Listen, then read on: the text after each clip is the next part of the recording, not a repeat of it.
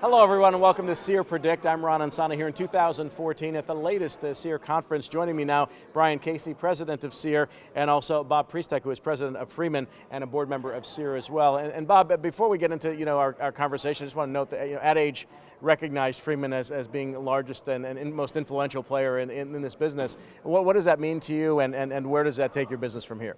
Well, obviously it was a great honor for Ad Age to do that, and we entered the list at the top. Most companies enter the list, maybe at 98, and we were just really pleased to be recognized. And the industry is evolving and changing, and we're being seen as a brand experience company, someone who's driving industry, and it's great to be recognized. All right, so there's a lot of data that comes out of this event.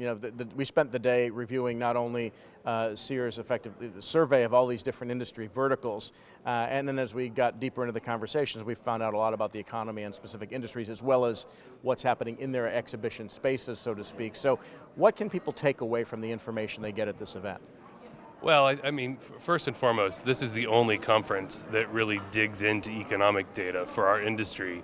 And when you apply that to the trends that we're seeing, data in general, I mean, when you look at the CEIR data, it really allows you to be a little bit more predictive in planning and not be so reactive. It wasn't that long ago we were always looking in the rearview mirror. Now we're actually starting to say, well, wait a minute, if there's a change in a particular sector, what are, as an organizer or as a supplier to organizers, what are the types of things we need to address early so that we can respond to the market?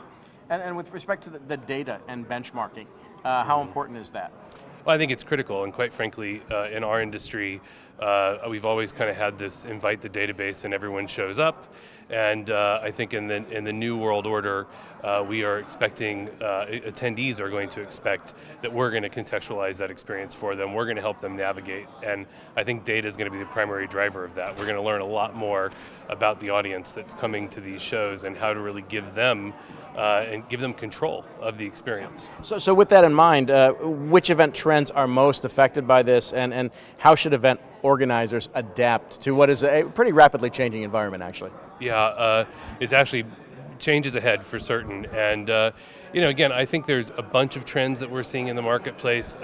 Again, the biggest one is letting the audience take control and being willing to use things like crowdsourcing, crowd sharing, so that you really understand what they want to accomplish. These are experienced, smart people, and if they're going to give you their time, they expect you to understand them and understand their wants and needs. Now, so with respect to event trends and other changes coming to the industry, what do you think organizers need to know about the shows, the conferences, the events they're putting on?